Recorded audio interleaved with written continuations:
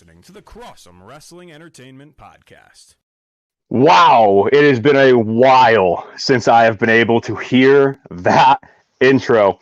Hello, everybody. Welcome to the Cross'em Wrestling Entertainment Podcast. My name is Tyler Bard. You may remember me, you may not. It's been a while. I think it was pre-Rampage. I was talking to our new co-host before the show, who you will have to see in just a moment. But while we're thinking of it, let me pull this up really quick. We are streaming live on Twitch. The new name, by the way, we're not tbard5195. We're not tbard_. We switched it up. We're on Ty_fighter with 2 R's. Approaching 400 followers right now, just past the 1-year mark on Twitch. Y'all gotta come join us on Twitch. Join the conversation live. But we are back to talk about all things elite wrestling on Dynamite, guys. So happy to be back. I do have a quick announcement. Unfortunately, Noah's schedule, he has become incredibly busy. He's finishing up his master's program. He's still working at the camp. He's going towards getting his job in school counseling. So he is incredibly busy. But I do have a face who you guys will probably recognize. Introducing my new part-time co-host, Mr. Kyle. Welcome in, buddy. What's going on, brother? How you doing? I don't know why I can suddenly hear myself. I don't know if that is coming through your microphone or something, but suddenly I can hear me. Huh, I'm not sure. So I will, for the time being, I'll just come to you to speak, and I'll turn mine off in between when we're both speaking. Okay. But welcome in. I'm glad to have you on, and hopefully you are you're doing well. How you been, bud? Doing well, man. Doing well. Busy as well, but hanging in there. Good. I'm glad you are doing well. As you know, wrestling has been probably the hottest it has ever been in the last 10 years at least, with all the releases from WWE, with all of the massive, let me say it again, massive signings that AEW has had. You want to give us a quick perspective on how you feel about the climate in wrestling right now? Wrestling is, I think, to me, the best it's probably ever been in quite a long time. There's always crazy free agents around. Every company, for the most part, is doing really well, aside from Ring of Honor. But we'll see how that goes. We'll see how that goes when that time comes. Hopefully, they end up picking back up in the end of first quarter next year, like they say. I hope so. I don't want to see a company go. But other than that, everyone's doing pretty good stuff. I'm entertained by everything that I watch. So wrestling's great right now. Dude, it's been so much fun. And I fell off for a little bit because I got ridiculously busy. I think I stopped right about when I started getting back into live theater. I was recently in a production of Kinky Boots. Kyle got to see it live, where yours truly had to wear some 6-inch high heels and dance on stage. Yes, I went from 6'3" to 6'9". So I became much taller than I ever needed to be. But guys, we're not here to talk about me and boots. It's time to talk about some wrestling boots. You see what I did? You like that transition? Was that all right, Kyle? You approve? Oh, thank God. Dude, we had a stellar kickoff to this week's episode of AEW Dynamite. Before we get rolling, though, I just want to remind you all that we are streaming on YouTube, on the Bard and Cross Entertainment YouTube page, and on my personal Twitch account, which is Ty_fighter with 2 R's. You can find us anywhere you find your favorite podcast, but also please remember that we are not a market substitute for AEW's Dynamite. Please make sure you go watch Dynamite live every Wednesday at 8 p.m. Eastern Standard Time, or the equivalent of whatever it is in whatever part of the country that you live in. Kyle, we had a crazy hit to start this off. It was MJF's music to start off his hometown. But who comes out? It was not MJF, was it, Kyle? It was CM Punk. If you were live with us on Twitch last night, you saw my reaction to this. CM Punk entering to MJF's music in his hometown was hilarious, and he got huge boos. That crowd hated him. CM Punk would grab a mic. He says, Chicago was so much louder. Is that all you got? He would insult the Islanders. He said, you don't disappoint, unlike your guy MJF. CM Punk takes off his hoodie to show a shirt with Britt Baker and MJF's place on the 4 Pillars t-shirt. This incel is your guy? I can't believe the words they just throw around in AEW. MJF ran away 2 weeks ago. More insults for the Islanders. Punk says he wanted to see how they would all react to this. When he was a kid, he hated Dennis Rodman until he came to the Bulls. He feels sort of sorry for them that MJF is their guy. Next week, Page faces Danielson for the title. He wants to be next. Punk proposes a number 1 contenders match with MJF. His dog Larry has more balls than MJF could ever have. That was hilarious. Shout out to Larry. And he's actually neutered, so that's saying a lot. More insults for the Islanders, and Punk will do the match tonight. MJF won't agree to it, and if you back MJF, you're all chicken shit. Oh my. That was some heat, but I wouldn't even call it heel heat. That was some face heat. That was insane. It was a heel move, but he's obviously the face in this rivalry. But what a fun way to start it off. I know we talked about it a little bit during the live stream yesterday, Kyle, but what did you think about this way to start off Dynamite? I hope that in the future, whenever they come to Long Island, that it's like their version of what WWE calls the Bizarro World, where they kind of do the opposite of what you'd expect a crowd to do. Obviously, it's MJF and he's from there, but it'd be cool to see that happen there. I feel like it would make sense for it to happen there. But I'm with you. I love this segment. Honestly, I thought like the first half hour of the show was goddamn hilarious. Yeah, it was stellar. I loved Punk. He looked like he was having so much fun being like a heel again, because he hasn't done that in 7 years. And when he was doing it, he was the best to fucking do it. So yeah, his moments in the Rumble as a heel. Yeah, he looked like he was having a killer time, and I loved that. And it was so fun to watch. I think they probably could have maybe not harped so much on the Islander stuff. It was funny, and then it got old after a little bit, but it's a nitpick. I thought everything was pretty cool. 4 Pillars shirt was funny. Definitely. I liked the QT Marshall line. I thought that was really funny too. Yes. And overall, that was a really, really good segment. And Punk's killer on the mic always. So it was. And I know on our Twitch community, we had a lot of people watching with us last night who would tune in and ask questions and whatnot. And if you too enjoy wrestling, like Ray's Anonymous Cheerer, who is in the chat on Twitch right now, you can put your comments in and we'll pull it up on the board and we may discuss it if it has something decent to do with the topic we're talking about right now. So if you guys are interested in doing that, make sure you go either to YouTube or on Twitch and you can ask Kyle and I whatever question you want about AEW Dynamite. And if we deem it appropriate, well, you may just see your name up on the screen. Appropriate is not a word I would use to describe this opening segment. Very inappropriate. As with most things CM Punk and MJF right now, like, what did he call him, a needle dick? Yeah. So he has said quite a lot of non-PG moments. You know what? We didn't get to cover it. So let's quickly talk about their promo against each other 2 weeks ago, where they mentioned about every major WWE name of the last 10 years in like 3 seconds. I thought that was crazy. I don't know how you feel about mentioning and it's not even like it's like a friendly product. It's their rivalry. I don't know how you feel about that, but when they mentioned the Gold Shovel and Triple H and The Rock and The Miz, which was hilarious, I personally loved that segment. But what about you? I'm not one to get mad when a company will talk shit about another company. It's all in good fun. We're all fans. We should be finding this fun because at the end of the day, they all like each other anyway.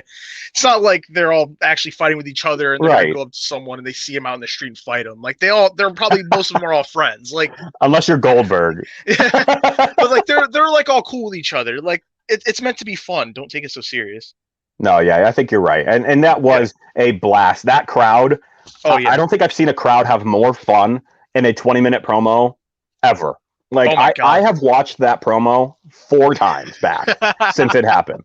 I love it. The Golden Shovel, calling him a cheaper Miz, pencil dick. Oh, it was great. It was great. I absolutely loved it. And MJF he is next level in my opinion. But that wasn't the end for him on the night. A sports car would enter the parking lot. MJF gets out of the car as a movie trailer voice. Oh, should I do the movie trailer voice? A movie trailer voice hypes him up. In the arena, MJF's music hits, and the time MJF comes out. MJF looks genuinely emotional at the reaction he receives. MJF is playing a total babyface. The rest of the entrants are already in the ring. How was that? Did you feel involved? I real good stuff. Real quick, I need to mention all the accolades that he listed off in this video package. So he was an all-state middle linebacker for his high school. He broke his county's record in tackles for a season. He was the captain of his all-male a cappella group known as the Acafellas, which the fact also this is all real stuff. I think that's amazing. I love this so much. He made male varsity for the wrestling team in his school, and he's never been taken down, which is honestly insane to me. I love this video. Was one of the greatest things I think I've ever seen in wrestling. Very well produced. Very well. The guy that does it, he does a lot of other wrestling videos. He did one for Liv Morgan on this past Raw. He does a lot of stuff for GCW. That dude's really, really good at what he does with all the producing of his videos and stuff. But I didn't know if we were back on because I turn the volume off when it's on commercial, when I do the live reaction. And I'm like, what is it took me about 10 seconds to realize, oh, this is the show. So I turned it on. I'm like, oh my God, it's MJF. It was actually really, really super well done. But this did lead in, however, to the Dynamite Diamond Battle Royale. I got a few things to list off here, so bear with us, and we will catch you on the other side of it. MJF almost got eliminated incredibly early. That would have been actually kind of funny. I'm sure they would have played that really well. But he, of course, stays in. Seidel goes to hit a Meteora, then an Enziguri. MJF is almost eliminated again, but Spears, of course, with the save. Lee Moriarty gets eliminated, and Jay Lethal brawls with Matt Hardy. The Bunny gives Hardy the brass knucks, who hits Lethal with them and eliminates him. Dante Martin eliminates Hardy as he celebrates. Wardlow and Hobbs take out Martin and Rush. Wardlow and Hobbs face off. They shoulder tackle each other, but they don't move. Wardlow clotheslines Hobbs over the top rope. Hobbs hangs on, but Rush hits him with a kick and eliminates him, which also, beautiful kick. There's like a back handspring. MJF would dash into the ring, take a cheap shot at Martin, and run back to hide behind Wardlow to a huge babyface pop. Hilarious moment. I think he did it twice, because he did it once during the commercial break when we couldn't hear it, and then he did it again when we came back from commercial break. So that's what I mean when I was talking about some clunkiness on the live stream last night, but still very funny. Leo Rush would take down MJF, and then Wardlow would grab Rush and Johnson, but they overpower him, and then MJF dumps all three men, including Wardlow, out. MJF then would eliminate Kazarian. MJF, Starks, and Dante Martin are the final three. The lights cut out. Production error, maybe, or maybe some sort of sign for a signing. Who knows? And then Martin eliminates Starks behind his back, turning on Team Taz. The winners are Dante Martin and MJF. Martin rips off the FTW armband, and MJF celebrates. MJF offers a handshake, Martin shakes it, and MJF raises his hand before leaving. Starks, however, angry, would come and beat down Martin. MJF turns to look. Will he help? No, he walks up the ramp. Looks back again. MJF runs down and goes face-to-face with Starks, and then they both beat up Dante Martin. Hilarious heel move. Absolutely love it. That was super well done. And then who comes down but CM Punk? MJF leaves before Punk can reach him. Punk goes face-to-face with Starks. Martin hits Starks with an Enziguri. Punk hits GTS. And then the stare down of MJF on the ramp ends their segments for the night. Good match. It really was a good match. This was a great way to start off Dynamite for the action side. I think Leo Rush was my favorite in this. He looked really, really good. MJF for the theatrics was one of my favorites in this. But I honestly was kind of hoping he would lose. So he would have no way to, like, cheat his way through an altercation with Punk. But give me your reaction to this match, and then I have another question as a follow-up, Kyle. Well, first off, I'm a big fan of cocky chicken shit MJF babyface. Like, I think that's great. I love this match, watching him go do maybe one or two things and hide behind Wardlow for a while and do nothing. Loved it. It was great. I'm a sucker for battle royals, anything of that nature, so I love stuff like this.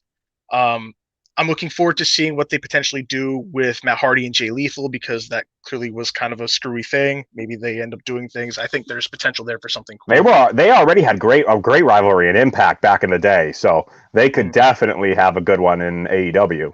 I don't know if it's just me or what, but your audio doesn't sound totally right. Is it cutting out? I will check it. Thank you. Yeah, you sound a little robot-y is what it is. Oh, okay. It's a cut back in. Okay. I really like the Wardlow and Hobbs tease, especially if there's the potential, which seems like a really real possibility, that Wardlow eventually turns on MJF, turning face. I love that dynamic of a genuine Hobbs fight, which I normally wouldn't be into, but I think Hobbs is great and Wardlow is great. So down the line, that would be really cool. I love the fact that Dante and Leo, not once, and I don't know if you noticed this, not one time did they touch. So that could mean maybe this whole thing with him splitting with Team Taz, and it was a plan by them from the start, or maybe it was nothing and Dante just wants to screw over a bunch of other people. He's done it twice with Seidel. True. And Leo. Maybe he's just out to screw everyone and doesn't know what the hell he's doing. That could be that too. I don't know. He's young. He doesn't know what's going on. I mean, you're right. But I love that.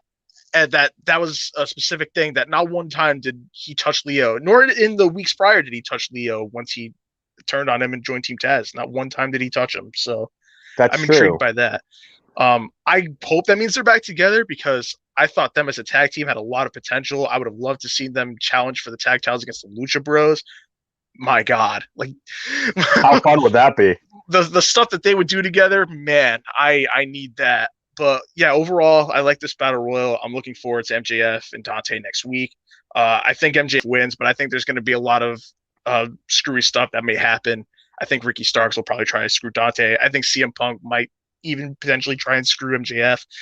Who knows? I don't know. But yeah, I think it'll be good. Probably going to be a whirlwind of a match. I think you're right on with that. Yeah. I think my audio is a little bit better now. Yeah, you sound better now. I just checked it to make sure. So I think you are right on there with almost all of your predictions. I agree with you. But I think my big question that I have to follow up with this is coming up very soon. MJF and Punk are going to fight. Kyle, who wins that? I do think Punk, but I also do think if Punk is going to take his first loss, it could be to MJF. Absolutely. I've also had my predictions of like who the next world champions will be. Like Tony has gone on record and said he knows who the first four were. I have a feeling he knows who the next four are. I have a feeling I have a kind of an idea of what these next four will be. I think two of them will be MJF and Punk. Just don't know when that'll be. But I could see that being a legitimate possibility. It just is, when does he want to pull the trigger on a certain guy or not? But I personally think Punk will get that match against MJF. Interesting. I'm the other way. I think this is huge. I think CM Punk really does like MJF, because otherwise he doesn't have to fight anyone. CM Punk does not have the obligation to fight anyone. He got to pick who he wanted first, and now he's going up and saying, all right, these guys are decent people who I want to push further in the business.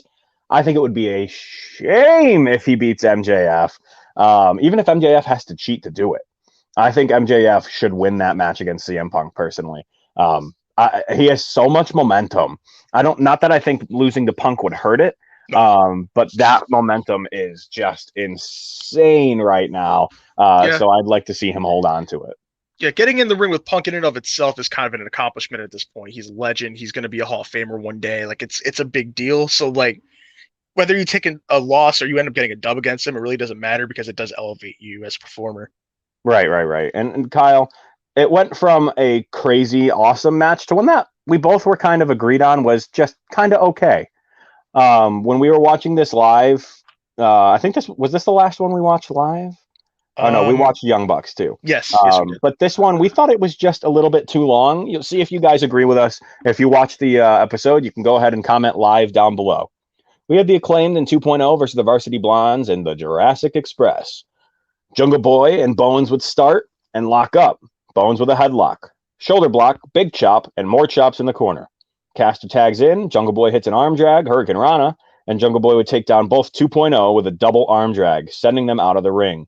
Griff Garrison tags in, and Pillman with a baseball slide as Garrison hits a suicide dive. Pillman with chops in the corner and a combination of offense from the Varsity Blondes. Pillman would tag in and have some chops in the corner, 10 shots to Caster, and Bowens pulls him out of the corner. Parker and Lee with stomps in the corner, and Bowens with a hard elbow to the back of the head.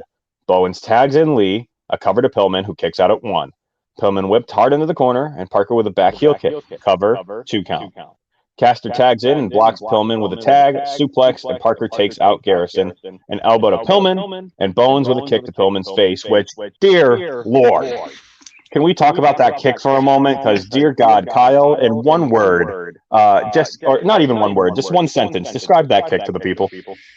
That was snug. That was a very snug kick. I love that a lot. I think if you go back and watch my live stream, I literally went, dear God! He's like, holy hell, that was brutal. But there's still a little bit more. Let's see what else happened in this match going forward. Let's see. Luchasaurus would end up stacking them like corkwood in all of the corners and hitting splashes and double clotheslines. Caster blocked the double chokeslam, but however, Luchasaurus chokeslammed Bowens into him. Garrison hit a rolling elbow strike, and Bowens takes out Garrison. Pillman hits a Falcon's Arrow, and Jungle Boy hits a DDT. Locks in the snare trap on Caster. Eddie Kingston runs down and takes out Garcia so he can't interfere, and Caster hits Jungle Boy from behind. He misses a mic drop, and Jungle Boy locks in the snare trap on Caster, who ends up typing out. Kingston ends up shouting at the cameraman, but there's no audio, unfortunately. Ortiz tries to talk him down, but 2.0 runs them down and beats him down. Referees run in to try and separate them to close out the rest of the segment. I think this was a pretty strong segment myself with the backstage drama building. But the match itself was it just felt like it was too long, and it was more of a spot fest than a clean match. It was just like, I do a move, you do a move, I do a move, you do a move. And it was all like spectacular ones rather than clean mat wrestling. Kyle, what do you think? So I actually watched the match back today, and actually ended up liking it more today than I did last night. I actually was a much bigger fan of this match overall. First off, I want to say I really love Luchasaurus' Nick's themed gear. Thought that was really, really cool. I don't know if you noticed it, but I love that. I remember seeing this tope that Griff hit during the match that I really, really liked. I think he hit it on like everybody in that match, and that looked cool as hell to me, especially for a guy his size. He's huge. So that was pretty cool to me. Like we talked about, that Bowens kick was nasty, but I loved that. I'm a fan of really nice strikes, and that was a really, really solid kick. Dude, I don't know if that was intentional, but Jesus Christ. I mean, I don't think he was like bloody or anything after, so it was fine, but man, was that a nice kick. That was a really nice kick. I must have been a punter in high school, because damn. It was nice. I think he's played baseball, so I don't think he had anything to do with anything like that, but it was nice regardless. And a little thing too that I really liked, after the Eddie tried to get Daniel Garcia off the apron, Caster took advantage of that because Jungle Boy was watching, and he really with a sense of urgency went up to the top rope and tried to hit this elbow. And even though he missed, I really liked that. I hate when people will stand there or not know what to do and are really, really slow. He got up there in about 5 seconds and tried to hit this elbow drop. And even though he missed, I thought that was really, really cool. And I really appreciated how fast he went for that he was urgent, really trying to win. I ended up really liking this match a lot more after the second watch, for sure. Well, hey, that's good. I didn't give it a second watch just because I didn't think it was really worthy of a second watch. Well, I watched the whole show back. I just wanted to check it out and really focus. But yeah, I thought it was good. I liked it. Well, good. Coming up next, we would have a backstage segment that had Tully Blanchard and FTR and their glorious robes. This is not actually them backstage, but they were wearing these same robes. Wheeler would say that the Lucha Bros have never beaten them. No more fun and games. They will take their place at the top of the division. And Hardwood says that Friday night will be the biggest match of his career, as they will become the 2-time AEW champions. Top guys out. Kyle, you and I have both said it since these guys were in WWE. We love them. One of our favorite tag teams. Anything quick you want to say before we take a quick ad break? I'm very excited for their match tomorrow. I'm disappointed that, unlike what their first match was going to be, that it's not 2 out of 3 falls anymore. Because that first one before Phoenix got hurt was supposed to be 2 out of 3 falls, and I was hyped for that. The match's still going to be good regardless, but man, I needed that. But there's like 4 matches tomorrow, I'm pretty sure, which is crazy for Rampage. But otherwise, I'm looking forward to it. It's going to be really good. Those teams are incredible. I'm excited. Well, guys, here at the Clovercrest Media Group, we love to support the other talent that has podcasts in the scene here. I have a few promos I would like to run for you, and then a promo for my own Twitch, a recent clip I'm very proud of, that we will see, and we'll see you on the other side. See you in a little bit. Clovercrest Media Group presents a CMG podcast, Keys to the City. Keys to the city, baby. When you see us, so you know. Crossed up by Kobe, little flow to Shaq, and then Shaq goes like this, and the rest is history. Pay attention. Don't tell me what to do, devil woman. But speaking of those Lakers, hold on, fun. But I didn't make my. I didn't make my. I said Denver's gonna win. Yeah, you did. You said that. There's no other show like that. Clovercrest is doing great things right now. Streaming everywhere.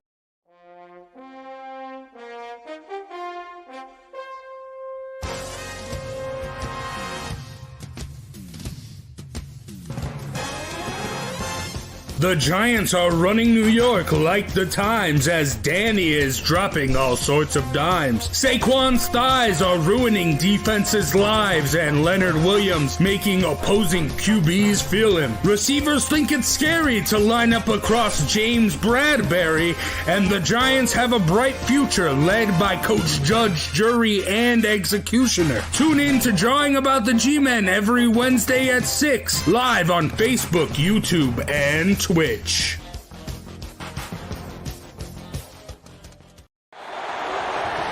Manning lobs it. Burris alone. Touchdown, New York. It's off to Leonard, defended by Simmons. Is this the dagger?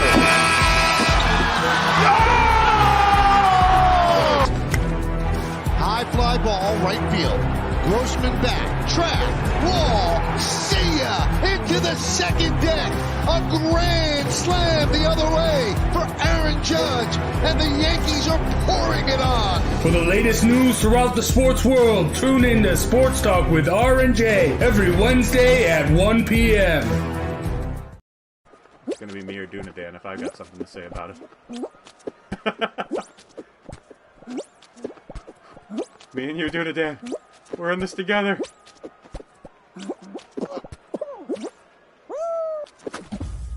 Let's go! Let's go! Oh my god, what a round. Got it. Woo! Let's go. Wish we'd have been able to time it on it.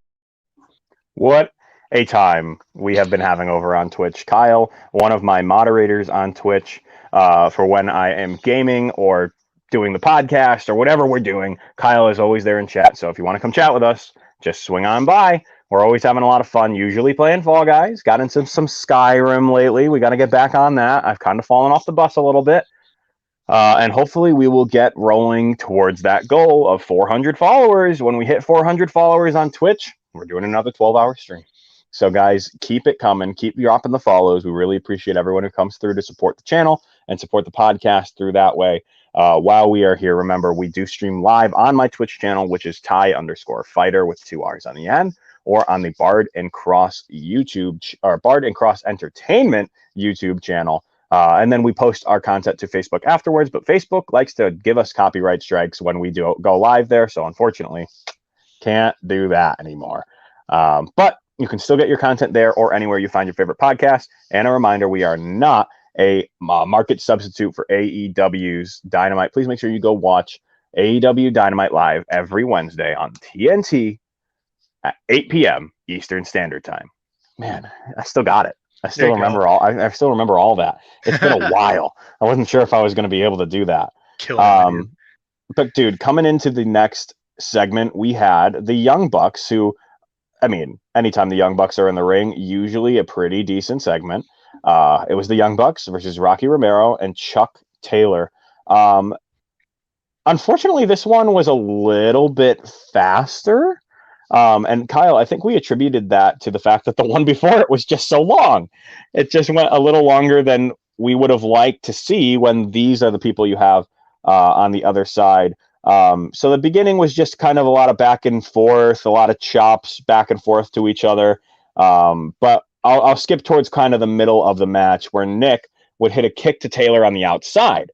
Nick would go and hit a flipping senton off of the apron, and Nick would go to get into Orange Cassidy's face. Matt and Nick do the same senton off the ropes this time. Orange Cassidy distracted Nick, but Adam Cole, loser, runs in and hits a pump kick, of course. Nick misses a springboard, and Taylor with a belly-to-belly in the corner. Romero tags in, clotheslines to both men in the corners, and a double Hurricane Rana. Another Hurricane Rana on the outside, running sliced bread to Matt, a cover for a 2 count, excuse me. Nick hits a facebuster, and Taylor hits soul food on the outside. Matt hits a locomotion Northern Lights. Romero counters. Cutler crawls in and sprays Matt in the face, where Cole comes in and Cassidy comes in and hits him with a half-hearted kick from behind. Half-hearted? That's rude. I mean, those were dangerous. Nick cuts off Cassidy. Cutler accidentally sprays Matt in the eyes. Whoops. And Taylor hits a pile driver. Romero with a jackknife cover for a 2 count. I actually thought that was going to be it for a moment. And I think Cutler's job flashed before his eyes. Romero counters a tombstone cover 2 count. Romero with a knee strike, heel kick. Matt catches Romero in a tombstone, a Meltzer driver, cover, 1, 2, 3. Winner, the Young Bucks. The Bucks and Nicole beat down Taylor and Romero. Cassidy tries to make the save, but he gets beat down too. Wheeler Yuta runs down and gets hit with a super kick, and Cole hits a Panama Sunrise on Orange Cassidy. The super click set up the BTE trigger, but the Best Friends music hits. Who is it but Sue coming down the ramp with a chair? No, I'm kidding. Sue drives down in a minivan with Trent coming down and hitting a spear on Cutler. He takes out Matt, Cole, and hits Nick with an exploder. He clotheslined him out of the ring, and all the Best Friends get into the center of the ring and hug. And, of course, they have the epic zoom out, and then they get Sue in the ring and do it again. So I remember Chris Statlander was there as well. So we got all of the Best Friends in the ring together for the lovely hug to close out the segment. Well-paced. It felt like this could have been longer, in my opinion. But I did enjoy it. All 4 guys in the ring were actually going really hard. And then with the interferences from Orange Cassidy and Adam Cole, it was great. And then we had the return of Trent. So, I mean, they were just a bunch of pieces that all fit together really nice here. It was like a well-made sandwich. It had a great start, good foundation. The meat in the middle was great. And then just the bread with the little olive on top. It was great. They really did a good job. What do you think, Kyle?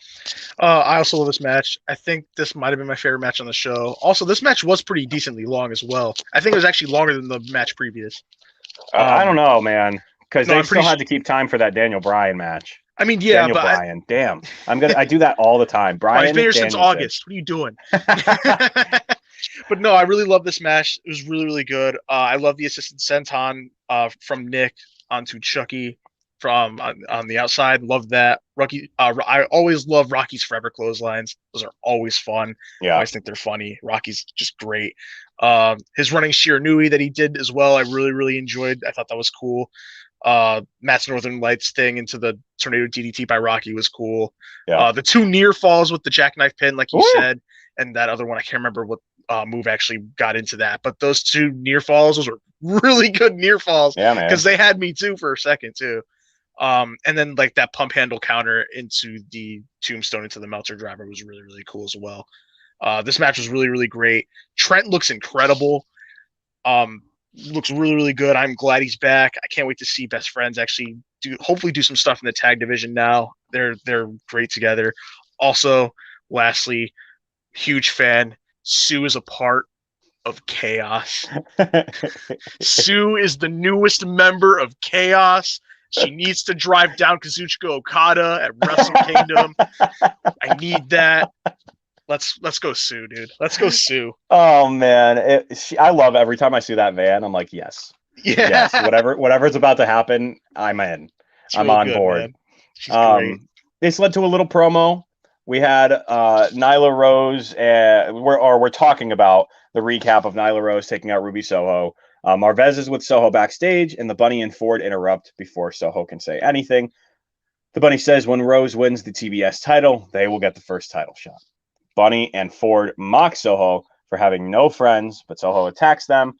Then Rose runs in and takes out Soho. Anna Jay and Tay Conti make the save, and Rose, the Bunny, and Ford scatter. I always find it funny when someone like Nyla Rose runs away. Where are you going? Like, stand up. Where are you like? Are you kidding me? You could take all three of them. What do you like? It's like when it was like when Sting was in the center of the ring, and the 7 members of Team Taz are on the ramp, just like I don't know. He's got a bat. Yep, I remember yeah, that. great. One of you runs in the ring first and takes a hit, and then 6 of you dogpile on him. Quick math. Good job. But I don't know. Maybe they just didn't have time for a bigger segment, and this is just a classic staple of wrestling is heel does a blindside tackle, heroes come to save it, heel runs away. So that's all this was. Just continuing the story of Ruby Soho and Nyla Rose. Great. They're going to have a good match, I'm sure. Yeah, that'd be good. I do love before Nyla actually hops in, just her just screaming, "Surprise, bitch!" Like, I don't know why, but I actually cackled. I thought that was so funny. Nyla Rose is funny. She is very funny. I don't know if you've seen her Twitter before. Exactly. Yeah, she's very funny. Oh my god, very, very funny. But this led in to what I think is kind of a shitty Cody Rhodes moment. Because I'm not a lover of Cody right now. I don't know if Noah knows that. But this segment right here, frickin' Cody, man. So Sammy Guevara was on the stage with Tony. Before Sammy could even say, I think he said like, so, and then Cody's music hit. Cody says, pardon the interruption. From one good guy to the next, your open challenge is going great. And Cody will challenge for the next TNT title. Like, what? Sir, you put yourself through a table last week. What? Stop it. Go away. That's enough. Sit at the table and gorilla. Stay there for a little bit, please. You don't need a title around your waist. I understand he's a heel, and it's probably gonna. I'm sick of him. I'm sick of seeing him on my screen, and I just want someone else to get a shot. Hello, Sailor Broom, coming in from Twitch, saying, "Who are these people?" We are the Crossum Wrestling Entertainment Podcast. I'm Tyler. That's Kyle. I don't know if you've ever met us before in person at a Buffalo Wild Wings, but here we are. We're talking about Crossum Wrestling Entertainment and the All Elite Wrestling. That's who we are. See, you can have your questions answered if you too come join us live on Twitch and YouTube. Thank you, Sailor Broom, random stranger who I don't know. That was good. That was good timing. But that wasn't the end of the segment. So it did redeem itself a little bit. Ethan Page and Scorpio Sky, of course, were in the crowd. And Page says, of course, Cody gets the next title shot. I agree. Maybe if he was an EVP and kissed Tony Khan's ass, he would get the title shot. Page says that Dan Lambert's coming back. Sky says that Sammy takes on all comers except the guys in the top 5. At some point, Sammy has to go, step to the plate, and prove that he is a champion. I'm not digging at Sammy. I don't think this is Sammy's fault that Cody Rhodes is a pompous, arrogant, trying to be Triple H ass. But I think Sammy Guevara is an incredible champion and an incredible wrestler, and I actually hope he goes up against either Page or Sky. I don't know how you feel about this, because I feel like you're not the hugest Cody Rhodes fan, but I'd like to hear your take on this. I love Cody. I think Cody's Do you like great. this Cody? Yes, and this is why. He's not fully heel yet. I like the character of he's trying to do what he thinks that people want to see. So the character is he's kind of delusional. I guess. Well, no, that's how I see it, where he's delusional in a way where he still thinks of himself as a good guy. Hence hey, we're both good guys. Clearly he thinks he's still a good guy. Yeah, the going for booze this don't title tell you match. anything, bud. He wants this title match because he thinks that's what people want to see, because he's this good guy that he thinks people will like. And I really dig that. I think that's really cool. And I actually am really looking forward to when he does finally snap. I think that's cool. Little teases like what he did in this segment when he went to leave. He almost left through the heel tunnel and then was like, oh, hold on, turns around, goes back through the face tunnel. It's little things like that. I don't know if you noticed these things, but I love that about Cody. And Cody's always been really good about stuff like that. That's actually really why I enjoy Cody. I think No, he's really creative, Kyle. Don't get me wrong. I just hate this character. I can't I understand stand it. I totally get that, but I am a fan of the guy who is definitely a heel and leaning towards that direction, but still thinks of himself as a good guy and wants to please people. So does things that he thinks will please people. I think that's cool. I mean, people like seeing Cody get his ass kicked. So if we can get more of that, it would be great. I'm looking forward to him and Sammy. That's going to be really good. But I think Cody wins the title back. I think he wins the title back. real quick though. Yeah, I do want to mention Ethan Page is a goddamn star. Yeah. He needs to be doing far more on this show. Same thing with Scorpio, but Ethan especially. It feels like he's getting like the MJF treatment where he doesn't get a lot of matches, but every time he has a match, it's really good. It is really good. Ethan's great. His thing more is character work more than matches, but he can go in ring as well. Yeah. But I mean, so can MJF. Like his last match was Yeah, so good. MJF, people already know that MJF can go if you know him from prior. Like he can really go. Like I was aware, but like Ethan's great. Scorpio's great. I want to see them on TV far more than they are. Like, and I look forward to them possibly getting Sammy as well if Sammy makes it that far. We'll see. We had Jamie Hayter versus Riho up next. Again, this was one I didn't think it was going to go that long, and I actually took a little bit of a potty break and had to come back, and it was still going. So I had to go back and rewatch this one because I thought it was just going to be a little quickie. But of course, the match starts with a lockup. Hayter powers Riho into the corner, and Riho with the forearms to the ropes goes for excuse me, I'm getting a little choked up. Goes for a shoulder tackle, but Hayter doesn't move. Hayter with a power slam cover, but Riho bridges out. Hayter hits a backbreaker, uppercut in the corner, and Baker chokes Riho while the ref is distracted. Riho gets boots to Hayter, a Hurricane Rana, a drop toe hold, and a 619. Riho hits a diving crossbody, a cover for a 2 count. Hayter escapes to the outside, and Riho goes for a crossbody, but Hayter catches her barely, and then throws her into the ring post.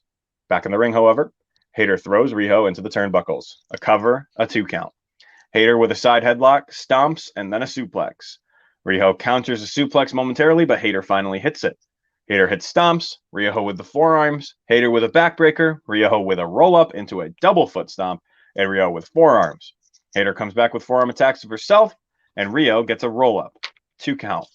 Hayter with a back elbow, Riho hits a dragon suplex and a cover for a 2 count. Hayter goes to hit a brainbuster, 2 count. Hayter with clubbing blows, a choke slam, and a backbreaker. Cover, 2 count. It was one of those ones where you're like, it's over. No, it's not. It's over. No, it's not. It's over. Because there were just so many pins. Hayter went into a single leg crab, and Riho rolls through, gets a roll up for a 2 count. Hayter with a high boot, and Riho with a leaping knee strike, hits a code red, cover, 2 count.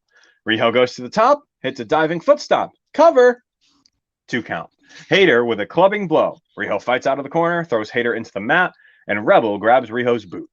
Riho hits a crucifix powerbomb off the top rope, and Riho with a running knee strike. Cover, 1, 2, 3. The match is over. Riho wins, but Baker would attack Riho after the bell, putting in the lockjaw and shouting, Riho will never be the champion. This match was actually really freaking good. I'm annoyed that I used that as my P match because when I ever came back and watched it, oh my God, it was very, very good. The women's division in AEW has been picked on bad for a long time, but they are getting good finally. And I'm happy, very happy about that. I don't know what piece it was that finally turned them into like people are finally acknowledging them. But this match was, I forgot how good Riho was. I really did forget because I haven't been watching for a little while. But we're back on the bus, and I enjoyed this. How about you? Yeah, I'm with you. This match actually surprised me. Not because of anything Hayter, because I'm actually a really big Hayter fan. I never was a really big Riho fan. This match turned me around, and honestly, I think I think it actually made her and Hayter more of a bigger star coming out of it. Like I love this match. This match was great. Like I said, it really, really shocked me.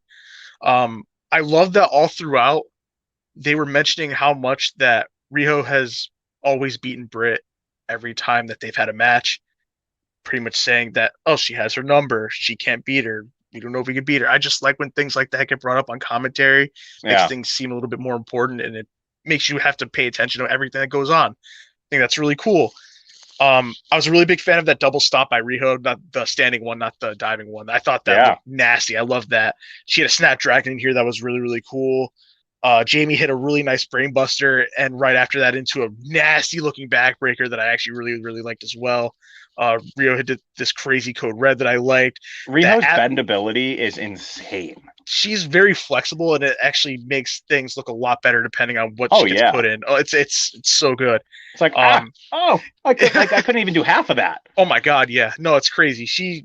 I'm glad this match happened because it really turned me on what I see her as a performer, because I was not a fan prior, even a little bit. I pretty much liked everyone on this roster more than Riho. Don't know what it was, but now I see it now, and I really, really like her. She also hit this avalanche crucifix bomb that I nearly jumped out of my seat for.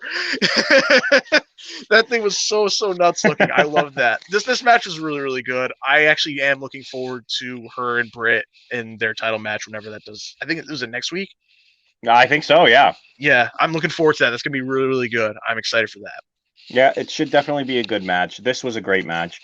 So far, Dynamite is just like chugga. Like, they're rolling through this match, and it didn't stop. Like, the next match was incredible, too, but before we get there, we had 2 announcements/segments. This one of my favorite moments of the night. It's happening. It's happening. He's stepping in the ring. Hook will be fighting Fuego del Sol. Thank God it's Fuego del Sol. I mean, what a way to debut. You get to face Fuego del Sol in a 30-second match. Hook. Enjoy. I'm excited. I love Hook. I have enjoyed Hook. And he looks great. He looks ring ready. Oh my god, yeah. No, I'm excited. I'm excited for the match. I think the match will be good. Fuego's going to sell his ass. I generally think for what it's going to be, I think it's going to be good. I don't think it'll be a good match. It'll make Hook look really good. I think it's going to be at most 2 minutes, but I think those 2 minutes are going to be very good. Fuego's going to sell his ass off for him, and I cannot wait to look at Twitter once this match is over. I don't know how much you pay attention to people on Twitter, but my God, is Hook a damn meme. And it is just the greatest thing ever. I cannot wait until this match is over to look at Twitter. Hook. Hook is great, but it's funny how much of a meme he is. It is so great. The way Taz went about this, it made no sense. His little rant where he was just like, who did he say? He's like, Dante Martin, you're going to learn. Hook's got a match against Fuego del Sol. Like, what? What? Not against Dante? Like, what? No. What do you mean? Got to save that. That's a big deal. That's a main event. I don't know if that was just like a watch this. He's gonna beat up a D-list. I love Fuego. Don't get me wrong. Fuego's great. D-list caliber wrestler. I don't know. It was choppy. It looked like Taz didn't know what he was gonna say, and he was just like, "Fuck it." And he just started talking. I was like, all right, cool. I mean, at least we get to see Hook, and he looks great. So yeah, I've been looking forward to him finally getting a match. So I am excited to actually see him do something. So that's Dynamite. We're going to see the debut. Dynamite. Rampage. It's okay. At Rampage this week, we are going to see the debut of Hook. So make sure y'all tune in for that. What we're thinking, by the way, this would be a good time to announce it, is that there's a lot to cover.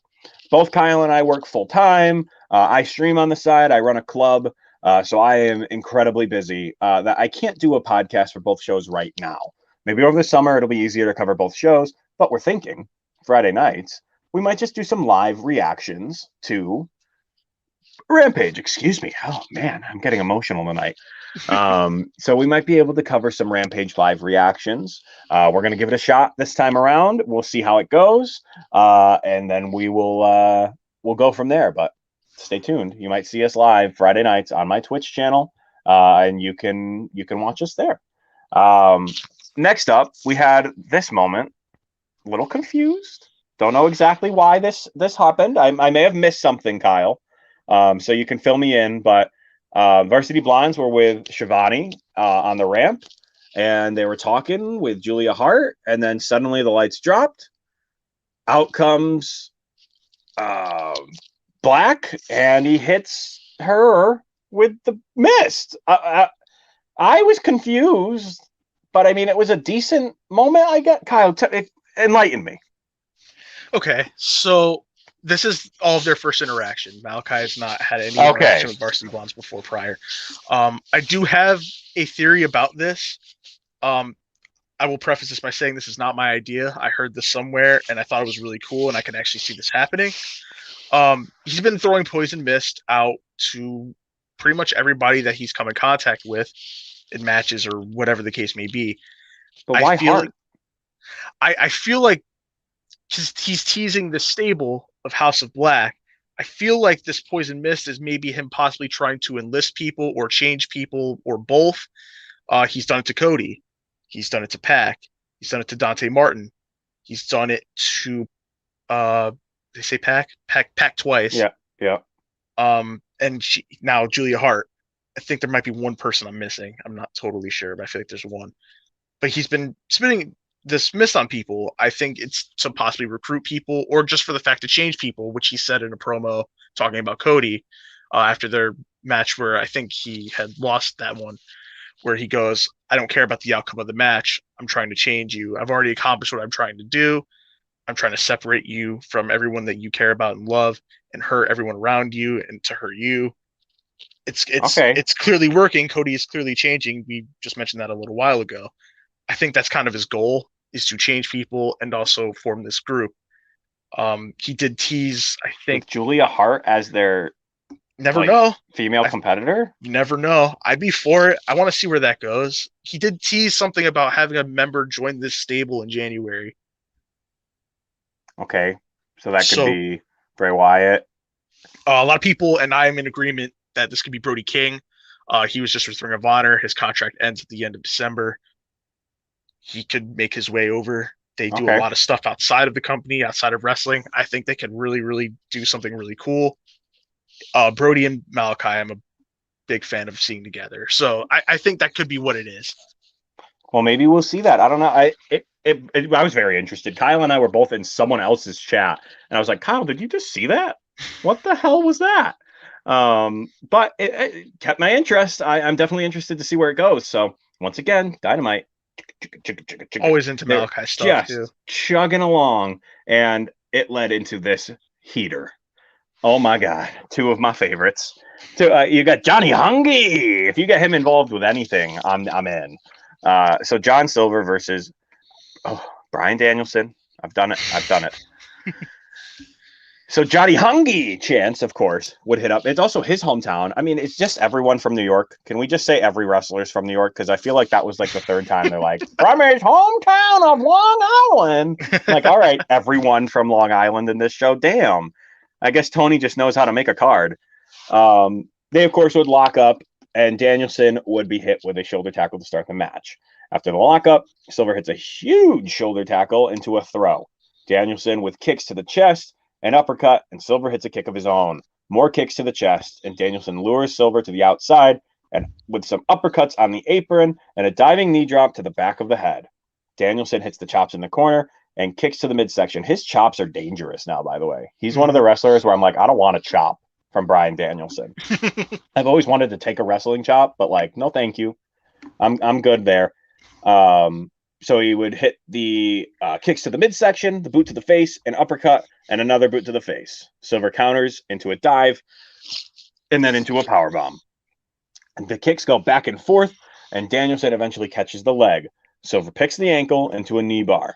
Danielson tries to kick his way out, but Silver is unaffected. Those kicks to Silver's face where he just screamed back at Bryan were hilarious. Bryan would, however, get to the ropes, forcing the break. Silver goes and hits a cannonball senton off of the apron, and Danielson with a backslide. Silver quickly kicks out, and Danielson hits a roundhouse kick. Silver counters the knee into a roll-up 2 count. Silver with a kick to the back of the head, into a German suplex and a cover for the 2 count. Danielson gouges the eyes and a rolling elbow strike, clubbing elbow strikes, and a Gotch-style pile driver. Locks in the choke, and Silver is out cold. Danielson gets a mic. Uno, head kicked in. Cabana, head kicked in. Johnny Hungy, I promised to kick in his head. Bryan hits stomps on Silver, but Hangman Page runs out and clears the ring of Danielson. Page gets the mic and says that he will stomp the cowboy shit out of Bryan Danielson when they meet in the ring. Beautiful. Beautiful segment. Compact but well choreographed match. 2 guys who can really go in the ring. I love John Silver. Whether he's being funny or serious or emotional, he does a great job with his character work, and he's also a tactician in the ring. And of course, Bryan Danielson. Do I even have to describe the man? He can just go in the ring. One of my favorites to watch in the ring.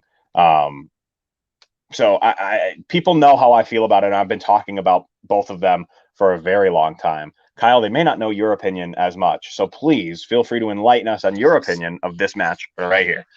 Well, I think John Silver's fantastic. I've always thought John Silver's fantastic. It honestly, and I think I told you this before, it took me a while to get into Bryan. I was never a fan of Bryan, like as big as other people prior to him coming here. He has gone all out in every match he's been in, where I see the old Bryan Danielson that I used to watch and was like, wow, this guy's incredible. Yeah. My God, like he has not had one bad match. Every single match has been a banger since he showed up. Yeah. Silver hit this high crotch throw. I don't even want to call it a suplex. That thing was not a suplex. He just yeeted the hell out of Bryan. I love that. He hit a lot of really good kicks in this match too. Like people talk about Bryan and like his strikes and especially like his kicks and uppercuts. Mm-hmm. Silver was throwing kicks that looked nice, like really, really nice. That power bomb that he caught Bryan with when he dove over the top rope, that thing was nice too. Yeah. His heel hook onto Bryan, where he kind of just went and laughed at him. He's like, "Yeah, motherfucker, I could do this too." I love that. I love that. I thought that was really, really cool. I love when somebody gets caught with a drop down. Like he just did a simple drop down and Bryan tripped. I love stupid stuff like that because that's what it's for, and you almost never see it happen. So I love that too. I thought that was great. Gotcha. Bryan hit, yeah, I love that. Bryan hit these 12-6 elbows too. That I'm an MMA fan. I really enjoyed watching that too. I think that was cool. Him stealing the Gotch pile driver from Minoru Suzuki was really cool too. Yeah. Really, really dug that, especially because he beat him. That's something that Kenny used to do where he would beat someone and just take one of their moves and just use it. I love that. And the seated full Nelson he got for the win, I thought was really nice too. That's something you don't really see all that much. So that was cool. Really, Made really him pass right out. Yeah, love this match. This match was great. Yeah, so that was where we ended Dynamite, man. This was honestly, I give 4s a lot, but this to me felt like a 4+ star Dynamite. It was just really good. Everything flowed properly. And you know, we're a bunch of marks here, so we like to grade things. So Kyle, out of 5, if you could grade this episode of Dynamite, what would you give it? Remember, decimal points are allowed. Honestly, I probably agree with you. Yeah, we're out of 4, maybe a little bit higher. Maybe a little higher, but yeah, it was good. I don't really personally love rating stuff like that, but if I have to, I'd probably be mostly agreement with you. Like this was a really solid show from top to bottom. It just really everything flowed. Like the only thing I always have this problem with AEW is their production quality. And JR. Those are my big qualms with AEW. And get better. Don't get me wrong. I love JR as a legend, but his current status of commentating, yikes. Yeah, I've never been a JR fan. You know that. I like JR. But no more. You're done. You're done. No, not that enough. Not that I'm glad for the reasons that he's gone, but I'm glad he's gone for a little while. Like, obviously get better, like you said. Yeah, but like, if they didn't want to bring him back to commentary and he did like the backstage interviews and stuff that he does, fine. Those are good. He does really good with those. I don't want to see him on commentary. Yeah, no, it's never going to happen. Yeah, he's going to have to choose himself. Like Cody's never taken him off the bench. Yeah. So he's going to be there for as long as he wants. Mm-hmm. But commentary has been a lot stronger. I mean, he does what I do. He calls Brian Danielson Daniel Bryan on the regular. It's the only thing he does. So he has a few botches, but dude, great show. I just want to say it is great to be back. It has been a long time since we've been able to do one of these podcasts, probably about 3 to 4 months, maybe a little bit more. And Baseball with the Bard, you see it right behind me there. That will probably come back right when the season actually begins. The season is locked out right now, Kyle. I'm not sure if you knew that. The players are on strike. So we don't know when we're going to have baseball back. But when we know, we will bring you guys an update for Baseball with the Bard. But for now, we are going to bring you Cross'em Wrestling Entertainment, hopefully every Thursday night. We are still trying to pick a day that works perfectly for both Kyle and I for the time being. And then we're going to do our live reactions, hopefully on Friday night. Still testing the waters on both of those things, so bear with us as we try to get our bearings back and moving. If you guys are a fan of podcasts, you need to come check out Clovercrest Media. Yeah, those are the guys who we are talking about right here. You see that CMG? You see that logo? Isn't it beautiful, Kyle? Isn't it beautiful? If you love podcasts, why not visit clovercrestmedia.com. There's a wide selection of great shows covering sports, business, relationships, pop culture, politics, and even true crime. There are a multitude of shows on the hashtag CMG network. If you don't find one you like, start one on your own. We can help you launch your podcast for a very low fee every month, so why not start it? ClovercrestMedia.com is the website. Make sure you check it out and tell your friends about it. You can visit ClovercrestMedia.com and click on the link for the latest on your favorite CMG sports podcast, as well as blogs and videos for all of the latest info. Kyle, it has been an absolute pleasure having you on the show as always, and we will be back next week with more reactions to AEW's Dynamite. For the Cross'em Wrestling Entertainment Podcast, that's Kyle. I'm Tyler. We will see all of you in the next one. Peace out.